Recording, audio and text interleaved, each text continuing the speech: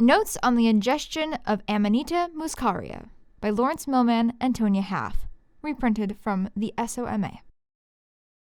Boiled to remove its toxins, Amanita muscaria can usually be eaten with impunity. David Ferrora serves it on his forays. Russians call it muck humor and delight in its nutty flavor, and the Japanese repeatedly prefer it to Boletus edulis. Recently, Lawrence Millman and Tonya Half had an experience of A. muscaria somewhat different from the purely culinary experience they intended to have. Tonya cut 2 large 18 by 8 centimeter muscaria buttons into 1/4-inch strips and placed them in 2 quarts of boiling water. The mushrooms were cooked for 3.5 minutes. They were actually in the boiling water for 5 minutes, and after they were drained, both of us sampled a few pieces. We found the taste pleasant, indeed agreeably nutty, though Lawrence thought they also had a slightly metallic aftertaste. We browned several more slices in olive oil and found them quite pleasant too. The remaining slices were breaded, then browned. Altogether, we ate almost all of the 2 buttons. 20 minutes later, both of us started to feel distinctly off. Lawrence found himself staring vacantly at some LBMs we were trying to identify. Tonya noticed that he was holding his stomach and looking uncomfortable. Once we agreed that muscaria was the culprit, we called David Aurora and asked him what we should do. "Take notes," David said. So what follows are the notes we took during the experience. 1856. We ate A. muscaria at 6 p.m.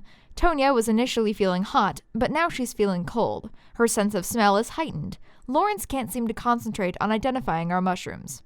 1909, Tonya is slurring her words. Her pupils are dilated, and there's a lump in her throat. She finds the cedar-like odor of Camerophilus rusicoriacus quite cloying. Her upper lip is sweaty. Her stomach is mildly queasy, while Lawrence's stomach is very queasy. 1915, Tonya's fingers are clammy. She says her arms are unusually goosebumpy. The cedar-like odor of the waxy cap is really bothering her now. Music is bothering her too. Bob Dylan driving me up a wall. Lawrence retreats to the bathroom. 1923. Having vomited up some of the muscaria, Lawrence says he feels a bit better. Or at least his stomach feels a bit better.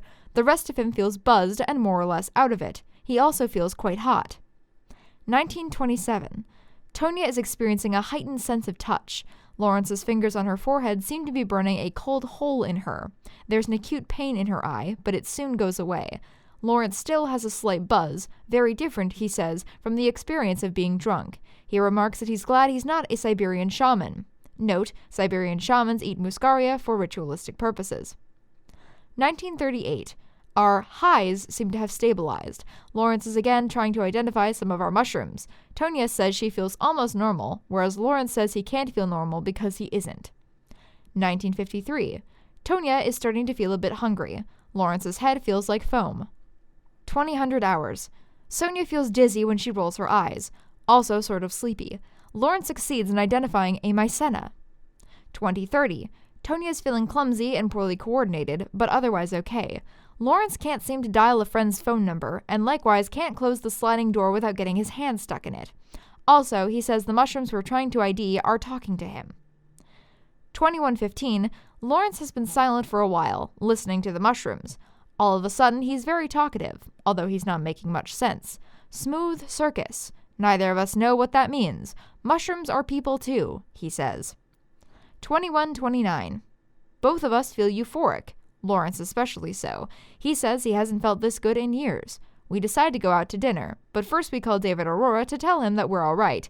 Whatever you do, David says, don't drive, so we appoint Tonya's roommate Mikey the designated driver. 2154. At a Chinese restaurant, Tonya thinks our food has a consciousness of its own as well as a texture that's very real. She also thinks everyone in the restaurant is high and that Lawrence likes Republicans, although he's earlier made it clear that he doesn't. 2210.